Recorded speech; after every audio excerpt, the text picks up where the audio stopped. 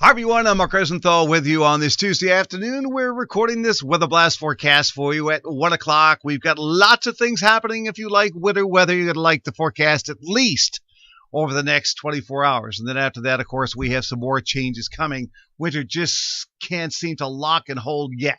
All right, let's get into it here, and let me show you what's going on in the purple zone. We do have a winter weather advisory through a good chunk of Massachusetts, Connecticut, and Rhode Island until 4 o'clock in the morning. The roads are going to be quite slick. It's cold out there as the midday temps running in the middle and upper 20s in the greater Boston area. Teens in northern New England, single numbers in Canada at the present time. It's mild in the southeastern portion of the country. All right, let's look at the latest radar loop. And again, this is as of 1 o'clock this afternoon, and you'll be able to see a large swath of snow coming in now through a good chunk of Massachusetts, moving into Boston very soon, snowing at a pretty good clip throughout much of Connecticut and New York, and the snow extends all the way back to New York State and Pennsylvania. As we take a closer view, again, this is at 1 o'clock.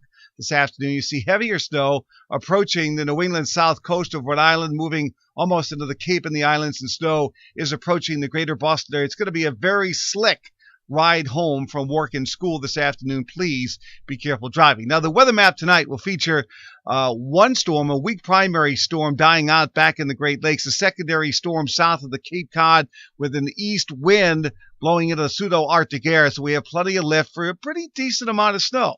How much snow are we going for? In the greater Boston area, Worcester out to Springfield and Pittsfield, 3 to 5 inches. I bet the plows will be out 2 to 4 inches from Plymouth to Providence, 1 to 3 in southern New Hampshire, and 1 to 3 for the Cape and the Islands. So for this afternoon, cloudy, cold, snow breaking out, temps in the 20s. Snow overnight could be heavy at times for a while. It'll be in the 20s. Now, the snow tomorrow morning will end as flurries. We'll see some afternoon sun. It'll be 35 to 40 with some melting.